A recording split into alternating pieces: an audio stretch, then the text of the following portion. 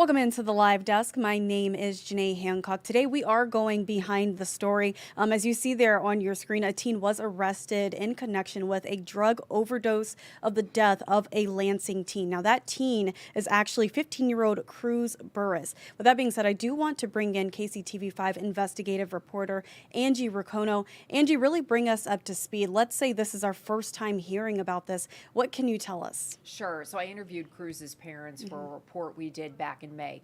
Cruz died in January of 2023, and his parents kind of walked us through what happened that night.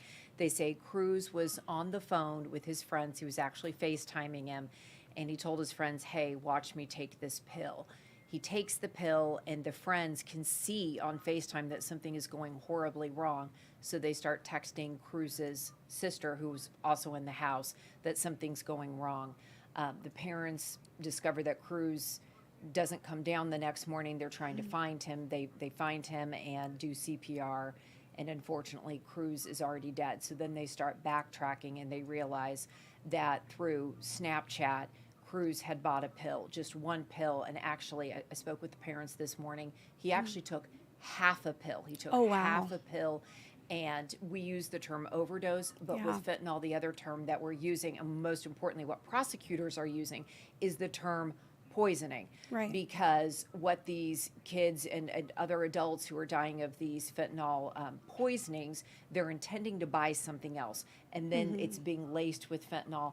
And then when they die, they're saying, "Hey, you were actually poisoned. This is not what you intended." So now we're seeing felony murder charges. And what's interesting is this is actually pretty rare and pretty unique that you have a prosecutor charging in this case. This is the first time in this county that someone is being charged with murder charges for fentanyl poisoning / overdose.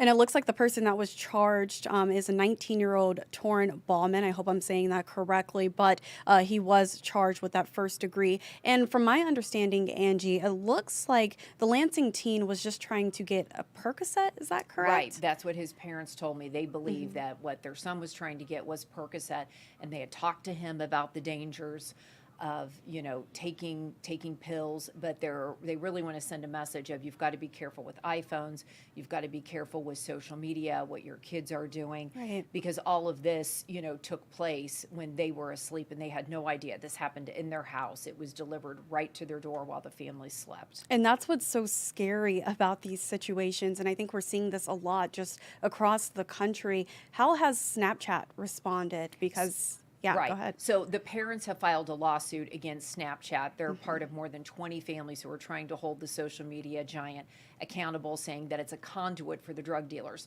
Snapchat says they don't tolerate this. They kick people off who are trying to make sales on their platform. And they talk about the crisis of fentanyl, that this is a crisis that's out there, and that they're not responsible for the crisis, and they're trying to be responsible on that platform. That has been their response. But this is still winding its way through the courts. This is a very complicated case. So now we're seeing criminal charges, but we're also seeing a civil lawsuit by the parents to hold Snapchat accountable. Yeah, well, this is an unfortunate situation, Angie, like you said, but it's an ongoing situation as well, and we will continue to keep our viewers updated on the latest. Angie, I want to thank you so much for joining me here at the live desk, and I want to direct our viewers all to our website, kctv5.com, where you will be able to find the latest developments, and you can also download the KCTV5 News app for notifications right to your smart device.